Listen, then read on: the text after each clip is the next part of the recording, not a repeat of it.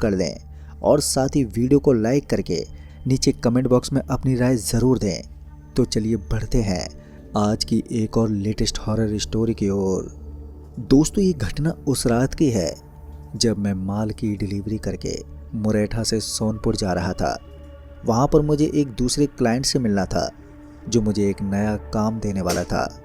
पर दिक्कत ये थी कि मुझे उसका एड्रेस नहीं मालूम था, इसलिए मैंने उससे फ़ोन पर ही उसका लोकेशन मंगवा लिया।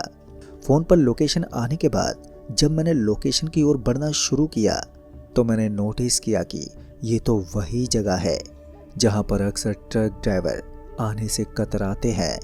खासकर रात में ये कोई आम रास्ता नहीं होता था। सोनपुर के इस रास्ते पर एक पुलिया पड़ता था जिसे हॉन्टेड माना जाता था।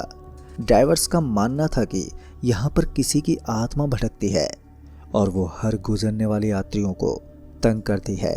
यहाँ तक कि कितनों की जान भी जा चुकी है इस पुलिया पर। हालांकि मैं अब तक इस पुलिया से कभी गुजरा तो नहीं था, पर यह पहली दफ़ा था जब मेरा आना इधर हुआ था। पर मुझे विश्वास तो था नहीं, मगर इसके बावजूद भी मुझे एक डर का एहसास था, क्योंकि अब तक रात हो चली थी। सूरज आसमान से गायब हो चुका था।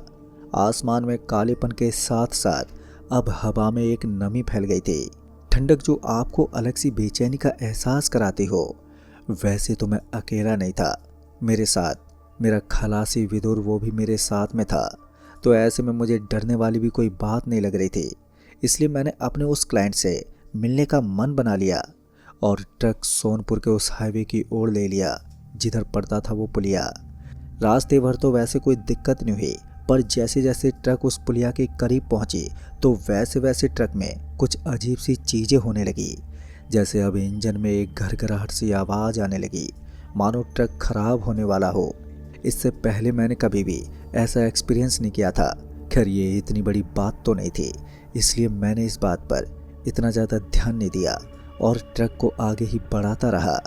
अभी मैं ट्रक आगे ही बढ़ा रहा था कि तभी विदुर ने कहा, उस्ताद और कितना वक्त लगेगा? रात के 2:30 बजने को हैं। विदुर की बात सुनने के बाद जब मैंने घड़ी की तरफ देखा तो सच में लगभग 2:30 बज चुके थे, यानी अब तक आधी रात से ज़्यादा हो चुकी थी। फिर जब मैंने जीपीएस देखा तो मैंने पाया कि अभी 400 मीटर की दूरी और बची है। ये दूरी उस पुलिया की थी, ना कि मेरी डेस्टिनेशन की, जिस पर मैंने विदुर को कहा भी, अभी थोड़ा और वक्त लगेगा। ऐसा करता हूँ, मैं स्पीड और तेज़ कर देता हूँ ताकि हम जल्दी पहुँच जाएं। वैसे भी ये सड़क पूरी तरह से खाली है। ये बोलकर मैंने एक्सीलेटर घुमाया, पर हैरान की बात ये थी कि मेरी एक्सीलेटर देने से स्पीड बढ़ने की जगह पर वो घटने लगी और फिर धीरे धीरे स्पीड काफ़ी कम हो गई। जिस पर विदुर ने बोला भी, अरे उस्ताद जी, स्पीड बढ़ानी है, घटानी नहीं है, हमें जल्दी पहुंचना है। इस पर मैंने विदुर को कहा भी कि मैं तो स्पीड बढ़ा ही रहा हूं, पर ना जाने क्यों ये स्पीड कम हो जा रही है। अब देखते ही देखते ट्रक रुकने को आ गया था और जब ट्रक का स्टीयरिंग अपने आप ही हिलने लगा तो ये देखकर मैं हैरान रह गया। इससे पहले मैं कुछ समझ पाता कि ट्रक एक झटके के साथ ही रुक गई। अभी ट्रक रुकी ही थी कि तभी किसी ने ज़ोर से बोनट पर थपथपाया। ये आवाज़ न सिर्फ मैंने सुनी बल्कि मेरे बगल में बैठा मेरे खलासी विदुर ने भी सुनी थी। और ये बात सुनते ही हम दोनों में एक अजीब सा डर समा गया, जिस वजह से हम दोनों एक दूसरे को देखने लगे। फिर जब हमने बाहर की ओर देखा तो मैंने पाया कि बाहर सामने पुलिया है और उस पुलिया पर काफ़ी धुंध है। साथ ही गौर से देखने में पता चला कि वहाँ पर कोई खड़ा है, क्योंकि वहाँ पर घनी धुंध के साथ काफ़ी अंधेरा भी था। तो ऐसे में कुछ साफ साफ पता नहीं चल रहा था, पर इतना अंदाज़ा तो ज़रूर हो गया था कि कोई तो है जो पुलिया के नीचे की ओर झुककर देख रहा है। उस आदमी पर नज़र पड़ते ही विदुर ने कहा, उस्ताद ये कौन है इतनी रात को पुलिया पर? विदुर की बात सुनने के बाद मैंने बड़े ही ध्यान से उधर देखा तो मैं कुछ तय नहीं कर पाया कि आखिर वो है कौन, आखिर वो यहाँ पर कर क्या रहा है।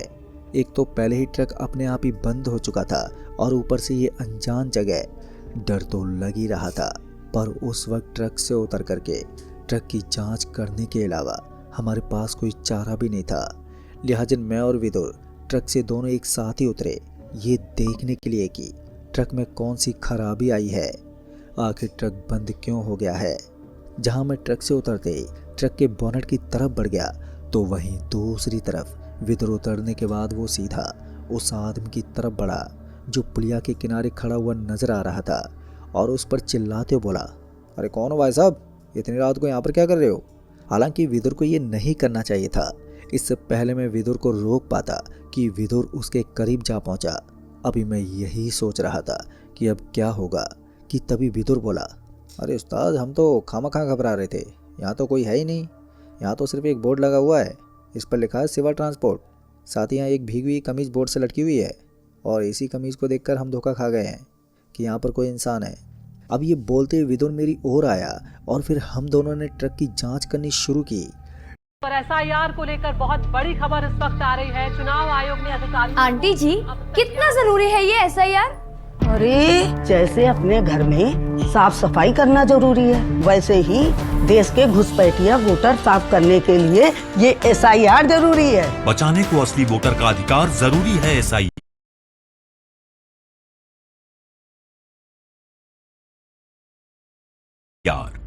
ट्रक की बोनेट खोलने के बाद जब हमने सही से देखा तो मैंने पाया कि ट्रक में कुछ खास खराबी नहीं है।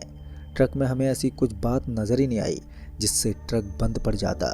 जिस पर विदुर ने कहा भी, लगता है ट्रक में कुछ खराबी नहीं है और एक बार ट्रक को स्टार्ट कर देखते हैं, क्या पता स्टार्ट हो जाए। विदुर के ये बोलते ही मैंने बोनेट बंद किया और ट्रक में जाकर ट्रक को स्टार्ट करने की कोशिश की और जैसे ही मैंने ट्रक की चाबी घुमाई तो वैसे ही ट्रक स्टार्ट हो गया। ट्रक के स्टार्ट होते ही विदुर भी ट्रक में आकर बैठ गया। अब हम बस वहां से निकलने ही वाले थे कि तभी पुलिया पर छाया वो धुंध अचानक से और भी गहराने लगा और उस धुंध में फिर से मुझे एक आदमी दिखा, पर इस बार वो आदमी पुलिया के बीचों बीच खड़ा था। मतलब कि उसके रहते हम लोग पुलिया पार नहीं कर सकते थे, जिसकी वजह से मैंने खिड़की से अपना सर बाहर निकाला और चिल्लाते हुए बोला, अरे भाई साहब, बीचों बीच क्यों खड़े हो, मरना है क्या तुम्हें? मेरे कई बार उस आदमी पर चिल्लाने के बाद भी वो आदमी अपनी जगह से टस से मस नहीं हुआ, जिसके चलते मेरा खलासी विदुर को गुस्सा आ गया और वो गुस्से में आते हुए बोला, इस हरामखोर को मैं अभी देखता हूँ, आखिर ये है कौन और हट क्यों नहीं रहा है? ये बोलते हुए वो ट्रक से नीचे उतरा और चिल्लाते हुए उस आदमी की तरफ बढ़ा, अबे हट जा, कब से कह रहा हूँ, सुनाई नहीं देता तेरे को? मगर विदुर के कुछ दूर जाते ही वो धुंध अचानक ही और भी ज़्यादा बढ़ गई। अब आलम ये था कि मुझे ना तो वो आदमी दिख रहा था और ना ही विदुर, जिसके चलते मुझे थोड़ी चिंता भी हो रही थी। फिर अचानक से विदुर की चीखने की आवाज़ आई और उस चीख से मेरा दिल बैठ गया और मैं चिल्लाते बोला, अरे विदुर क्या हुआ? मगर मेरे कई बार आवाज़ देने के बाद भी विदुर का कोई जवाब ही नहीं मिला और वहाँ पर अब बस खामोशी थी।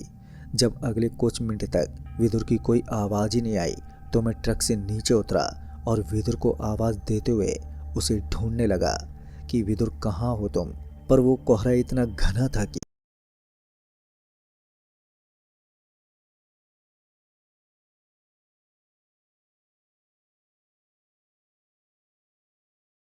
मुझे मुश्किल से 1 से 2 मीटर ही दिखाई दे रहा था। उसके बाद वही घना कोहरा। ऐसे में विदुर की खामोशी मुझे और भी चिंता में डाल रही थी। मैं अभी हर जगह विदुर को ही तलाश रहा था कि तभी अचानक से मुझे नदी में कुछ गिरने की आवाज़ आई। छपाक, मानो उस नदी में कोई कूदा हो। ये आवाज़ सुनते ही मैं पुलिया पर बने रेलिंग की तरफ बढ़ा और जब नीचे झांक कर देखा तो वहाँ पर सिर्फ पानी के शोर के अलावा और कुछ भी नहीं था।